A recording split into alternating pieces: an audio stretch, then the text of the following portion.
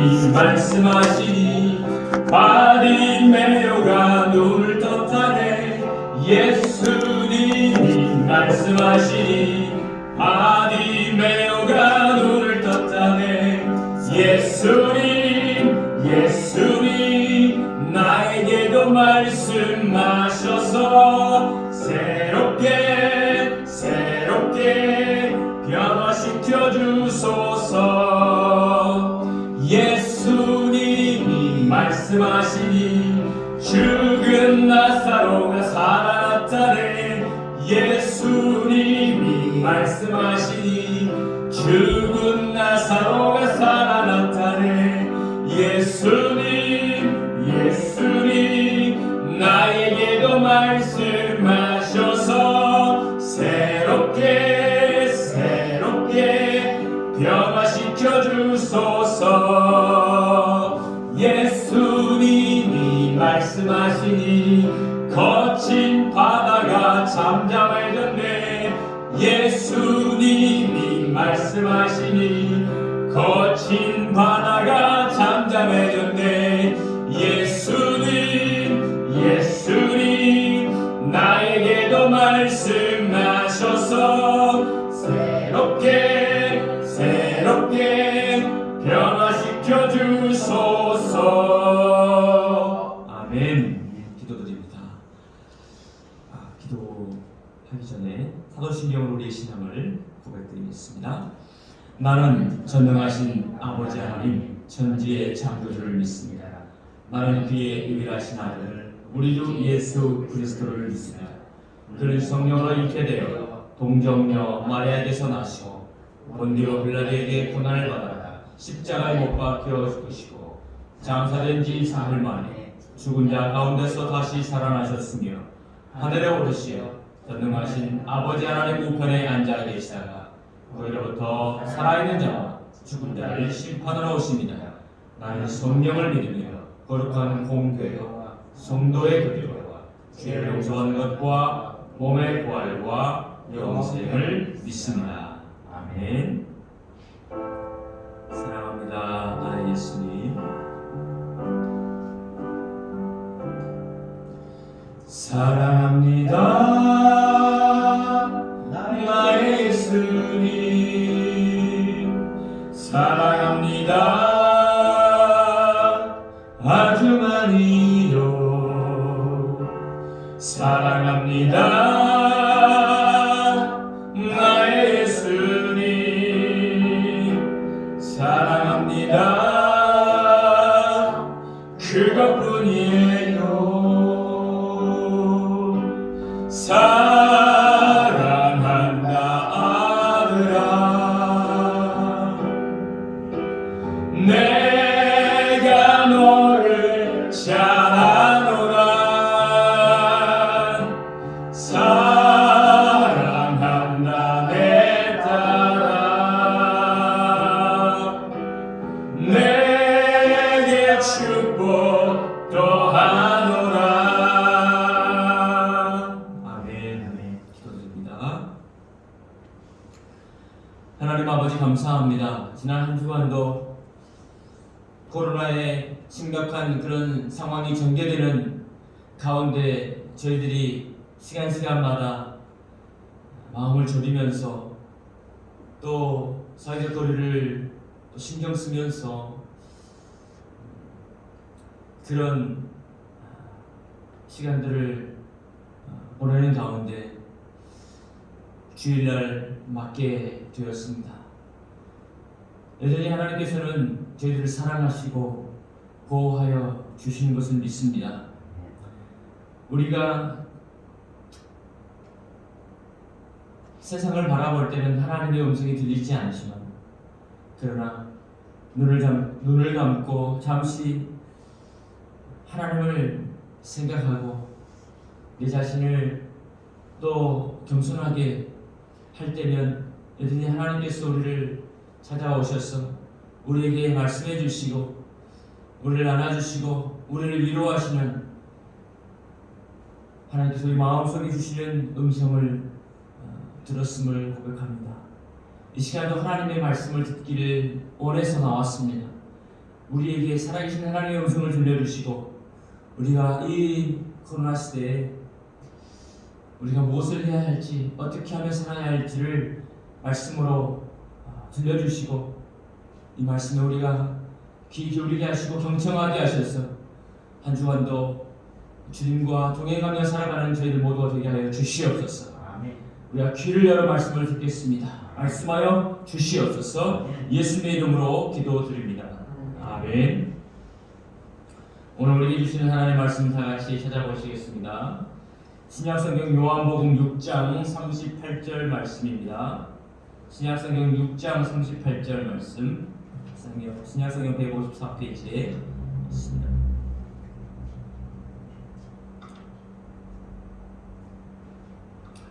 제가 하나님의 말씀을 봉독하겠습니다.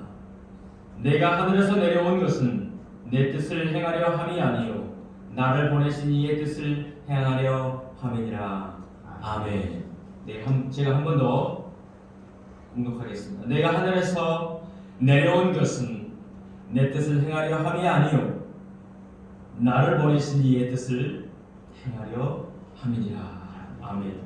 오늘 이 말씀을 중심으로 해서 주님 왜 그렇게 하셨나요? 라는 제목으로 오늘 나누겠습니다. 우리가 복음서에 보면 마태복음, 마가복음, 누가복음, 요한복음을 사복음서라고 합니다.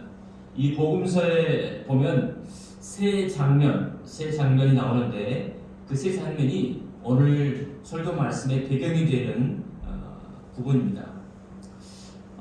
이 세 장면 가운데 질문들을 하는데요. 예수님께 질문을 합니다. 그 질문을 가지고 주님의 해답을 오늘 듣는 시간을 가져보겠습니다. 그 질문이 뭐냐면 바로 오늘 말씀의 제목인 주님 왜 그렇게 하셨나요? 주님 왜 그렇게 하셨나요? 라는 질문입니다. 첫 번째 배경이 되는 말씀을 보겠습니다. 요한복음의 말씀인데요.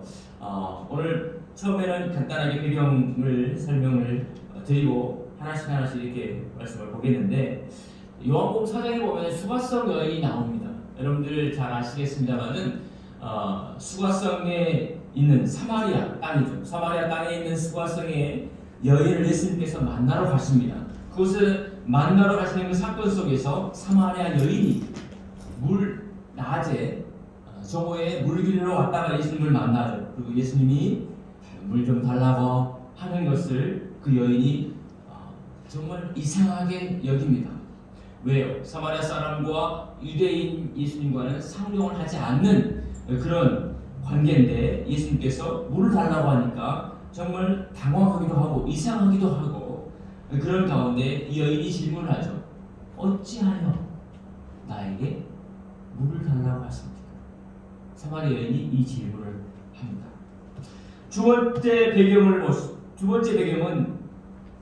질문이 있는 배경은 요한복음 5장으로 가면요. 예수님께서 예루살렘의 베데스다 연못에 38년 된 병자를 만납니다. 그리고 그 사람을 예수님께서 안식일날 고쳐주십니다. 무슨 날요? 안식일날. 안식일날은 하나님께 예배를 드리는 일 말고는 어떤 일도 해서는 안 됩니다. 율법적으로. 그런데 예수님께서 의료 행위를 했어요. 고쳤어요. 그러니까 주변의 유대인 사람들이 예수님을 이상하게 봅니다. 당신은 어찌하여 안식일날 병자를 고쳤냐? 이 질문을 합니다. 당신이 어찌하여? 그리고 그 사건으로 인해서 예수님께서는 예수님을 박해하는 시작하는 일이 생긴 거죠. 세 번째 배경이 되는 질문은 요한복음 13장에 가서 보면요. 가룟 유다에 관련된 내용입니다. 가룟 유다. 세 번째 배경이 바로 가룟 유다에 대한 내용인데요. 예수님께서 제자들을 이렇게 부르실 때 마지막에 가룟 유다까지 이제 예수님께서 부르시지 않습니까? 부르시는데 그 예수님께서 가룟 유다가 예수님을 배신할 것을 아셨어요. 예수님께서 가룟 유다를 배신한 줄 아시면서도 예수님께서는 12제자 안에 가룟 유다를 택하셨다고 하는 것입니다. 어찌하여 예수님은 당신을 팔 자가 이게 가룟 유다인 줄 아시면서 가룟 유다를 제자로 삼으셨습니까? 라고 하는 것입니다. 어찌하여? 이 세 가지 질문, 주님께서는 성경에서 그리고 저와 여러분에게 답을 해주십니다. 첫 번째는 어찌하여 유대인이 사마리아 사람인 나에게 물을 달라 하십니까? 사마리아 여인의 질문. 두 번째는 어찌하여 안식일의 병자를 혹 씻습니까? 하는 질문. 세 번째는 어찌하여 가룟 유다가 당신을 팔 것을 아시면서 그 12 제자로 가룟 유다를 선택하셨습니까? 하는 질문.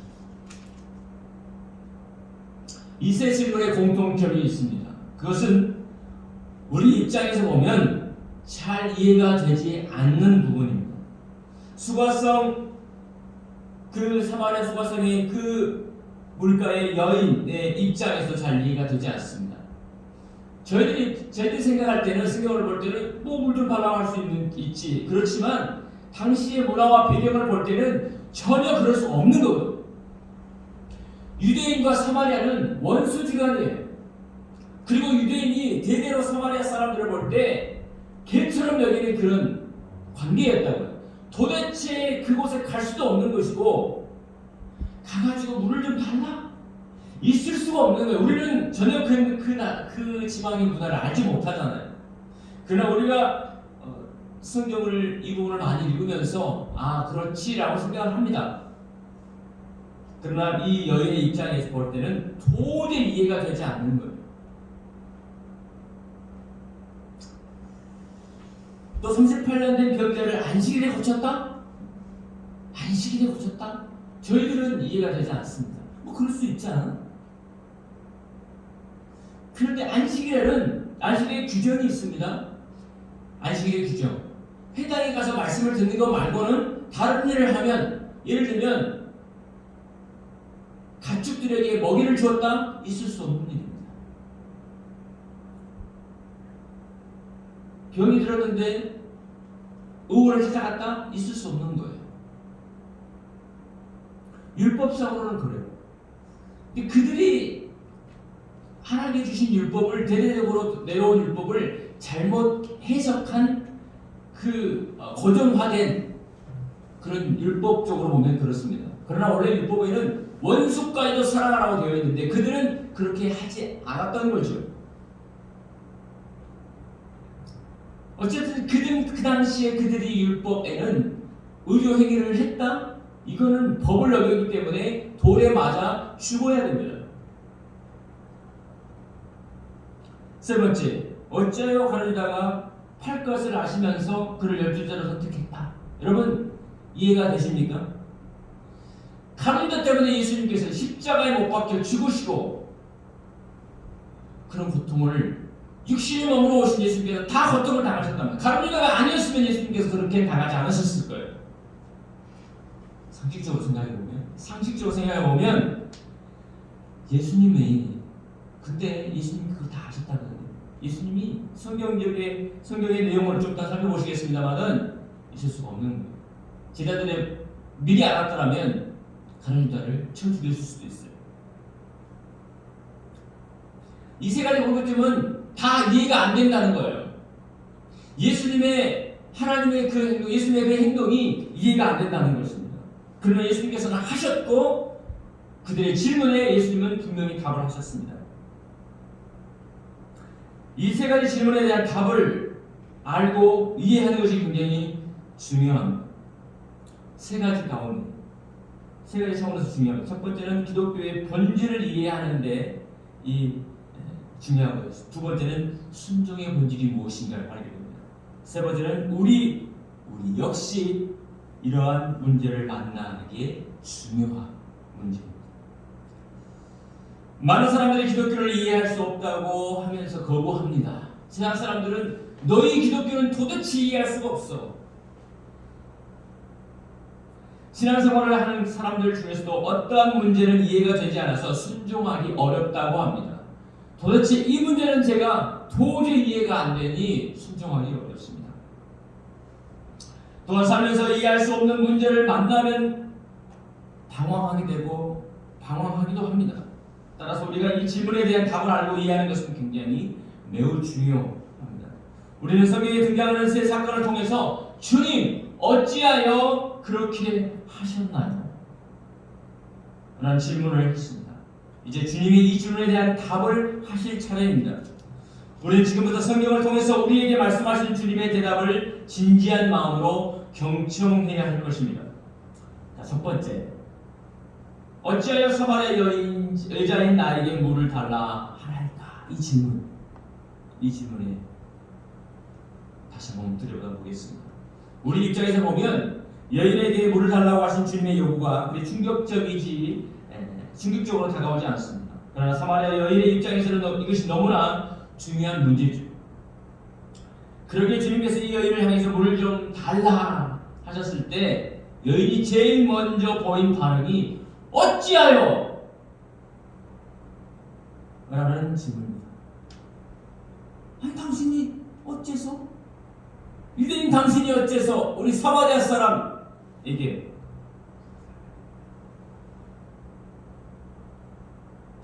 그러면서 대화가 시작이 되죠. 오랫동안 대화를 나누는 동안에 그 과정 속에서 이 여인은 이 낯선 유대인 남자가 바로 메시아인 것을 알게 됩니다.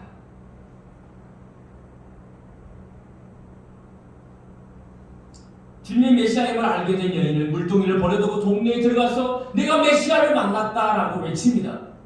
가족과 친척과 동네 사람들에게 이 여인이 내가 메시아를 만났다. 이 여인은 지금 동네 사람들에게 신뢰가 잘 안 되는 여인이에요. 신용도가 빵이에요. 왜요? 남편이 5이나 되었던 여인이거든요. 사생활이 조금 문제가 있는 여인이거든요. 근데 이 여인의 말을 누가 믿으려고 할까요? 근데 이 여인이 메시아를 만났다고 전하려면 얼마나 진심 어린 말로 동네 사람들에게, 가족들에게 전했을까요? 가슴을 치면서, 머리를 풀어헤치면서, 아마 옷을 찢으면서 말할 수도 있었어요. 내가 정말 메시아를 만났다니까 제발 나를 믿어주세요. 저를 따라와 주세요.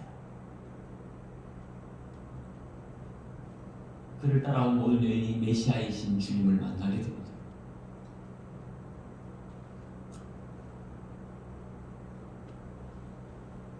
나중에 그 예수님께서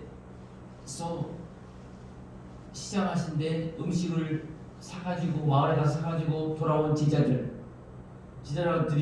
예수님과 그 여인이 대화하는 모습을 보고 이상하게 여겼어요. 아니 예수님 지금 무슨 행동을 하시고 계시지? 저 사마리아 여인과 지금 뭐하고 계시지? 31절과 34절까지 말씀을 보시겠습니다. 요한복음 4장 31절로 34절 말씀을 보시면 그 사이에 제자들이 청하여 이르되 랍비여 잡수소서 이르시되 내게는 너희가 알지 못하는 먹을 양식이 있느니라. 제자들이 서로 말하되 누가 잡수실 것을 갖다 드렸는가 하니 34절 예수께서 이르시되 나의 양식은 나를 보내신 이의 뜻을 행하며 그의 일을 온전히 이루는 이것이니라. 제자들이 동네에서 사온 음식을 주님께 내어 놓으면서 랍비여 잡수소서라고 했을 때 주님은 제자들에게 내게는 너희가 알지 못하는 먹을 양식이 있다라고 대답하십니다. 동문서답하시는 거죠. 예수님께서 사마리아 여인을 만나는 가운 중에 제자들은 시장하기 때문에 가까운 동네에 가서 먹을 양식을 사가지고 왔어요. 그래서 좀 잡수십시오 라고 했는데 예수님은 나는 너희들이 알지 못하는 먹을 양식을 이미 먹었어. 그런 말씀이죠. 그러니까 제자들이 어리둥절하면서 누가 그 사이에 잡수실 것을 예수님께 드렸나? 여기서 우리는 다음과 같은 사실을 확인할 수 있습니다. 제자들이 아는 양식은 동네에서 사온 양식이죠. 그러나 제자들이 알지 못하는 양식이 있습니다. 즉 다른 양식이 있었던 것이죠.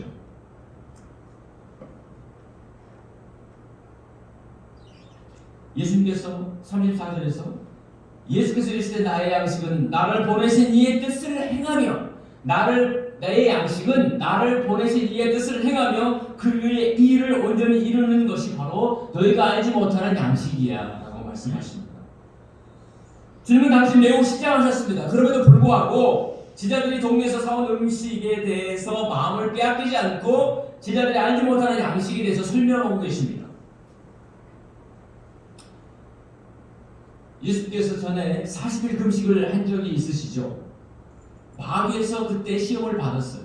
세 가지 시험을 받으시죠. 첫 번째 시험이 그 사단의 그 예수님을 시험하는 자가 와가지고 이 돌들을 가지고 떡을 만들어 시험을 하셨습니다. 그래서 주님께서 마귀에게 하신 대답이 있습니다. 마가복음 4장에 가서 보시면 마태복음 4장 3절을 보면 시험하는 자가 예수께 나와서 이르시되 네가 만일 하나님의 아들이거든 명하여 이 돌들로 떡덩이가 되게 해서 먹어봐라. 그렇게 시험하는 자가 예수님께서 시험을 했습니다. 4절에 보니까 예수께서 대답하여 이르시되 기록되었으되 사람이 떡으로만 살 것이 아니라 하나님의 입으로부터 나오는 모든 말씀으로 살 것이니라 하였느니라 하십니다. 여러분, 요한복음 4장에 우리가 봤던 그 장면과 마태복음 4장을 연결하면 아주 중요한 교훈을 우리가 배울 수가 있습니다. 그것은 많은 사람들이 제자들처럼 말씀으로 산다는 것을 모르고 있으며 말씀으로 산다는 것을 모르기 때문에 마귀의 유혹을 받을 수 있다고 하는 거죠. 마귀의 유혹에 넘어갈 수밖에 없다는 것입니다. 자, 첫 번째 질문. 당신은 유대인으로서 어찌하여 사마리아 여자인 나에게 물을 달라고 하셨습니까? 이 질문은 수가성 우물가 여인이 질문이었으며 동시에 사마리아 여인과 주님의 대화를 이상하게 생각하는 제자들의 의문이기도 했습니다. 그렇죠? 주님은 친히 이 질문에 대해 그것은 바로 내 뜻이 아니고 나를 보내신 하나님 아버지의 뜻, 바로 순종이었다라고 대답을 해 주셨습니다. 주님께서 제자들과 사마리아 수가성 여인 그 우물가에 도착하셨을 때는 시간적으로 낮 정오였습니다. 주님은 매우 시장하고 피곤하신 상태였습니다. 제자들이 동네에 먹을 것을 사러 간 사이에 사마리아 여인이 우물가에 도착을 했고 그때 예수님이 메시아임을 그 여인에게 드러내라는 하나님 아버지의 뜻을 알게 된 예수님께서는 거기에 순종해서 사마리아 여인을 만났고 그 여인과 하나님 아버지께서 말씀하시는 대로 하나님 아버지의 뜻대로 시키신 대로 자기가 메시아임을 드러낸 것입니다. 예수님께서 자기 마음대로 하신 것이 아니라 나를 보내신 이에 하나님 아버지의 뜻대로 수가성에 왔고 거기에 와서 보니까 여인을 만났고 거기에서 예수님께서 하신 일이 뭐냐? 미션이 뭐냐? 예수님의 미션이 뭐냐? 하나님께서 주신 미션이 뭐냐? 내가 바로 메시아이다. 네가 그렇게 원하는 메시아이다. 예배의 대상인 내가 바로 메시아이다 라는 것을 드러내시기 위해서 왔다.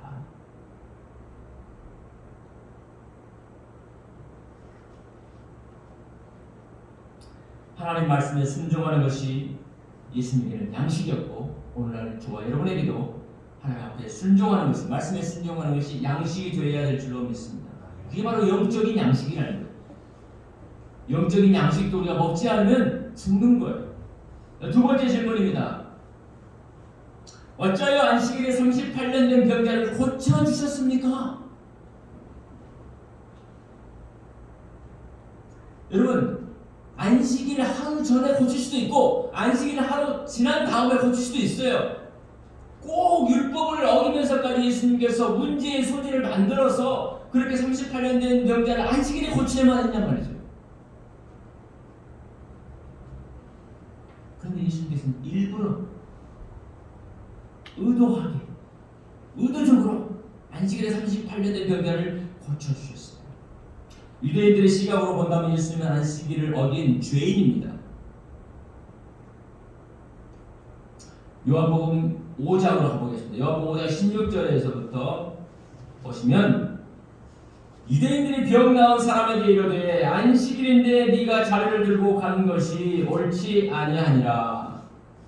그러므로 안식일에 이러한 일을 행하신다 하여 유대인들이 예수를 박해하게 된지라.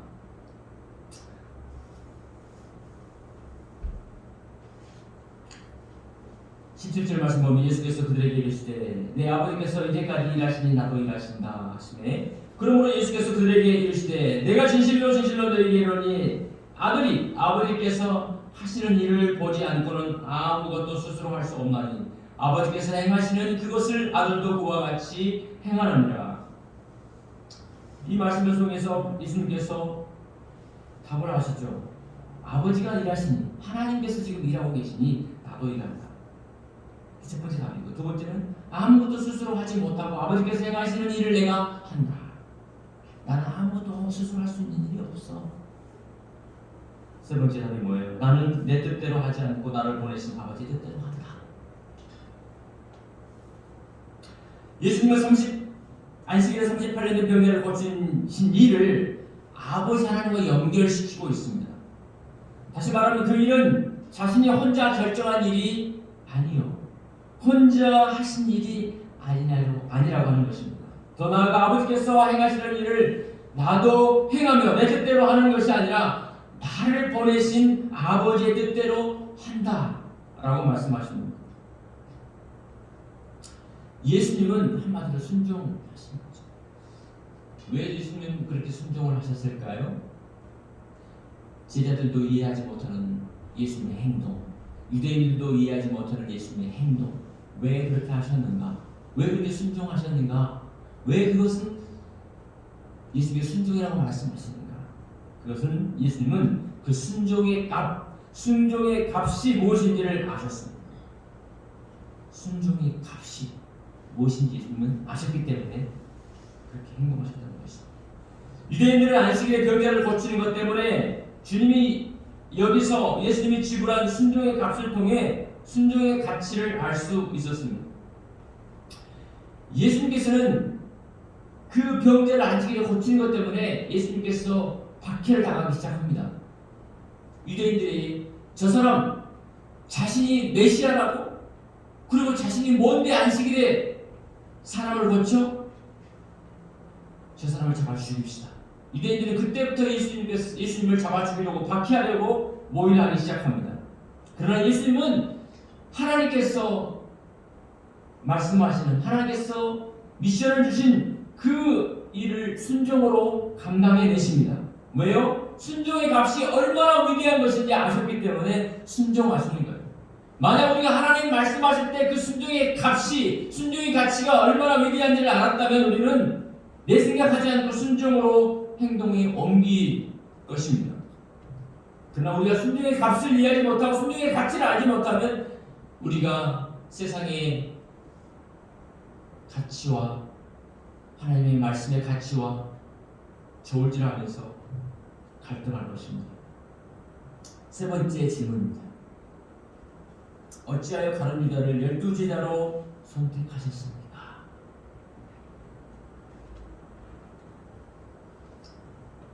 예수님은 가룟 유다가 자신을 팔 것을 아셨습니다. 그런데 예수님께서는 다음과 같이 말씀하십니다. 요한복음 13장으로 가보겠습니다. 요한복음 13장 10절 이하로 말씀 보시면 예수께서 이르시되 이미 목욕한 자는 발밖에 씻을 필요가 없느니라 온 몸이 깨끗하니라 너희가 깨끗하다 하나 다는 아닌지라 하시니 11절 이는 자기를 팔 자가 누구인지 아심이라 그러므로 다는 깨끗하지 아니하다 하시니라. 그러면 여기서 생기는 질문, 배신하고 팔 것을 아시면서 가룟 유다를 12제자 중 하나로 선택하신 이유가 무엇인가? 우리가 이 질문에 답을 찾기 전에 다음 말씀을 통해 아주 중요한 영적 교훈 하나를 먼저 살펴보겠습니다. 18절로 가보면요. 요한복음 13장 18절 보면 내가 너희 모두를 가르쳐 말씀하는 것이 아니니라. 나는 내가 택한 자들이 누구인지 알미라. 그러나 내 떡을 먹는 자가 내게 발꿈치를 들었다 한 성령을 응하게 하는 것이니라. 19절 지금부터 일이 일어나기 전에 미리 너희에게 일러둠은 일이 일어날 때 내가 그인 줄 너희가 믿게 하려 하노라. 첫 번째, 예수님께서 제자들을 가룟 유다를 팔 줄 알면서 자신을 예수님을 배신할 줄 알면서 선택한 이유에 대해서 첫 번째, 성경을 응하게 하는 것이다. 성경에서 이미 너희들 제자들 가운데 12제자들 가운데 한 명이 예수인 메시아인 예수를 팔게 될 것이다 라는 말씀을 이미 구약 성경에서 해놓으신 거예요. 그러므로 성경을 응하게 하기 위해서 그랬던 것이다. 두 번째, 내가 그인 줄 너희가 믿기에, 내가 메시아인 줄 나중에 지금은 너희들 알지 못하지만 미리 십자가 사건을 예수님이 팔고 예수님이 십자가로 못 박혀 죽는다는 그 예수님의 그 순교의 그 사건, 십자가 사건을 미리 예수님께서 제자들에게 3번이나 말씀하셨는데, 그렇게 말씀을 미리 하신 것은 내가 바로 하나님이 보내신 메시아인 것을 알게 하시기 위해서, 너희로 하여금 믿게 하기 위해서 그렇게 미리 일러둔 것이다. 예수님은 다른 유다가 자신을 파는 것이 성경이 응하는 것이라는 인식을 가지고 계셨습니다. 그래서 예수님은 다른 유다로 인해서 놀라거나 분노하지 않으셨어요. 여러분 성경 자세히 읽어보면 최후의 만찬에 예수님께서 떡을 다른 유다에게 줍니다. 그리고 다른 유다가 그것을 성전 만찬에서 최후의 만찬에서 먹고 나가죠. 제자들에게 그렇게 말하죠. 내가 떡을 준 자가 바로 나를 파는 자다. 제자들은 그때까지 가릴 자라고 생각하지 않습니다. 왜? 떡을 다 줬기 때문에. 12명의 제자들에게 떡을 다 나눠줬잖아요. 아니, 누구는 떡 안 받았어? 근데 왜 예수님께서 저런 말씀하시지?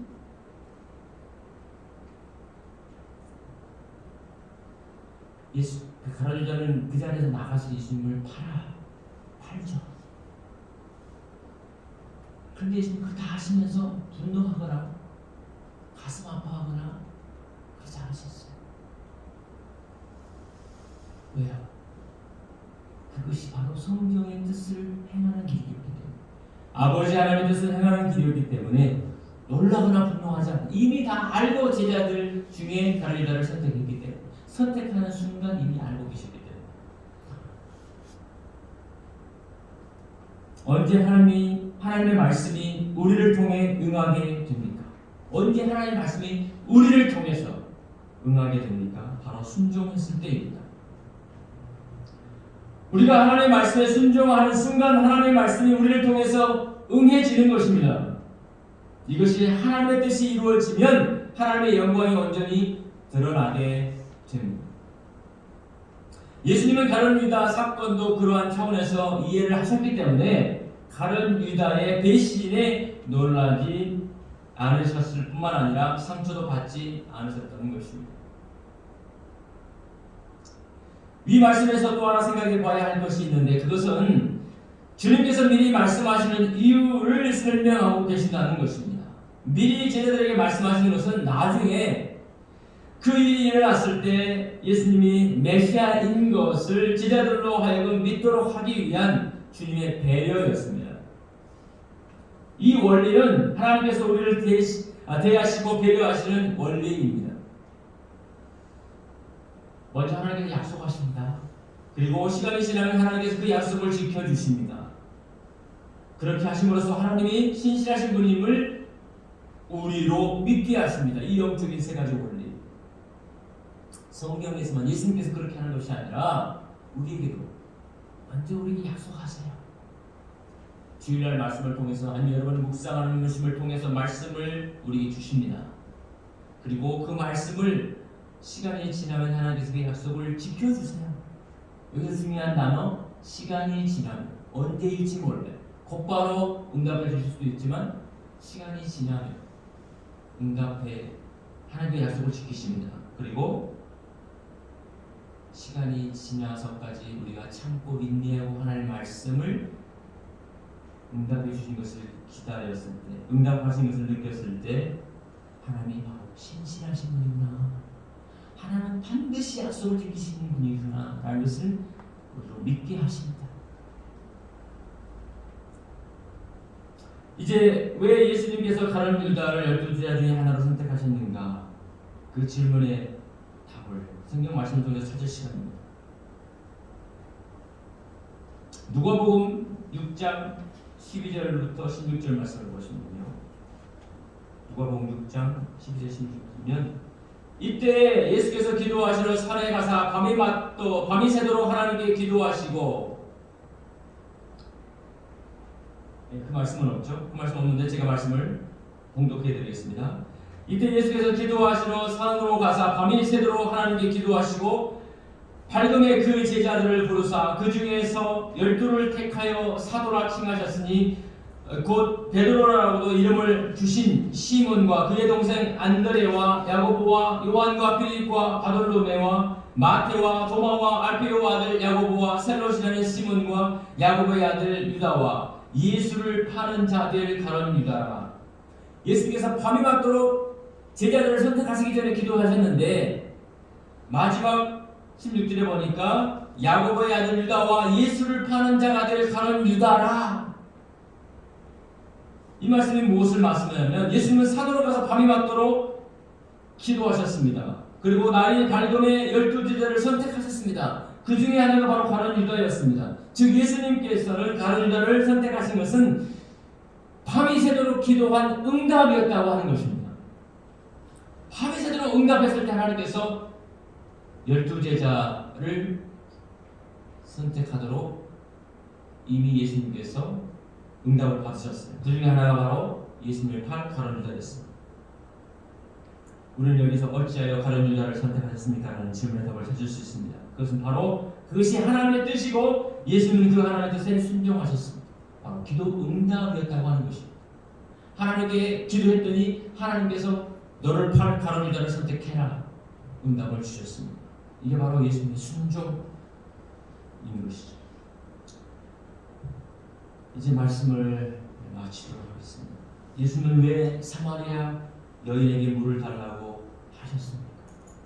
예수님은 왜 안식일에 38년 된 병자를 고치셨습니까? 예수님은 왜 자신을 팔 줄 알면서 가론 유다를 택하셨습니까? 우리는 지금까지 성경을 통해 세 질문에 대한 답을 살펴보았습니다. 질문의 내용은 다 달랐지만 정답은 같았습니다. 바로 순종이었습니다. 이것이 바로 기독교입니다. 너희 기독교가 뭐가 그렇게 대단하냐? 너희 기독교가 뭐야 도대체? 라고 세상 사람이 질문할 때 바로 이 답을 해주면 됩니다. 순종입니다. 우리 역시 삶의 현장에서 만나는 질문은 각자 다를 수 있습니다. 그러나 정답은 같아야 합니다.